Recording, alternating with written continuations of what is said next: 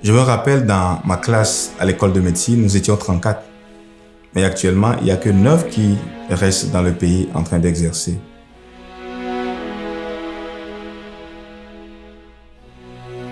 Je suis le dernier né d'une famille de 16 enfants. Mon papa était un menuisier et ma maman vendait du poisson au marché. Je me rappelle que certains de mes frères ont dû abandonner l'école très tôt pour pouvoir contribuer à apporter des revenus à la famille. J'ai imaginé que si je devenais un docteur, j'aurais quand même la possibilité de pouvoir voyager à l'étranger et de m'installer à l'étranger. C'était la voie pour pouvoir sortir du système qui n'offrait pas assez de chances.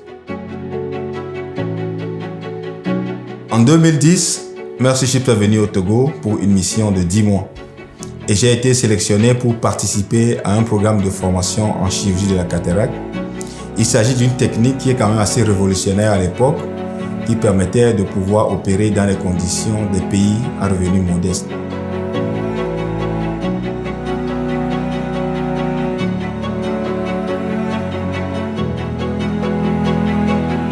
Vous imaginez que dans ces conditions, mes capacités chirurgicales ne peuvent que s'améliorer.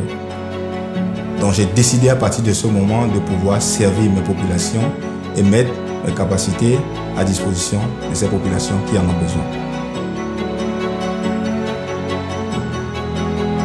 J'avoue quand même que les débuts n'ont pas été du tout faciles après la prise de cette décision de rester au pays.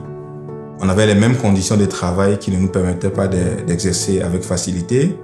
Et la formation se faisait dans des conditions où les risques de complications étaient quand même assez élevés. Et ma femme n'y croyait pas du tout. J'ai demandé à mon mari qu'est-ce qu'il espère en restant au Togo. Est-ce qu'il a pensé à notre avenir? Est-ce qu'il a pensé à l'avenir des enfants? À partir de ce moment, je me suis dit, bon, c'est impossible. Et j'étais prêt de rejoindre l'idée initiale qui était de partir. Mais en 2012, Mercy Ship est revenu encore au Togo. Et à partir de ce moment, je crois que tout a changé. C'est que Dr Glenn Strauss et son équipe ont mis à ma disposition des équipements et des ressources financières nécessaires qui ont permis de débuter la clinique. Et à partir de ce moment, j'ai été en mesure de former de plus en plus de personnes et d'opérer plus que je n'en ai jamais fait.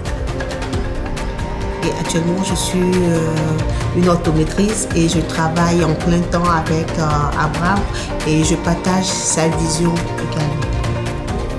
Sur les 10 dernières années, j'ai eu quand même à opérer plus de 15 000 cataractes, à former plus de 35 chirurgiens et aussi à monter une ONG qui permet aujourd'hui de pouvoir offrir les soins chirurgicaux gratuits aux personnes les plus démunies.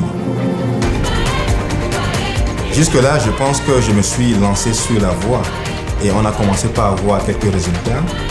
Mais je me suis également dit, on peut faire encore mieux.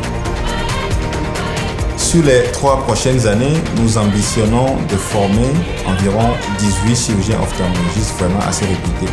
Et le modèle sur lequel nous allons les former va être un modèle qui leur permet également de pouvoir former d'autres personnes. Et nous espérons par ce programme pouvoir apporter un supplément de 4000 opérations de la cataracte. Actuellement, je serais peut-être un chirurgien comme beaucoup d'autres de mes collègues qui ont décidé d'immigrer en Occident. Mais la décision de pouvoir croire à mon pays et de nourrir un rêve pour le Togo m'a permis de faire ce que je suis en train de faire actuellement. Et ceci n'est que le début.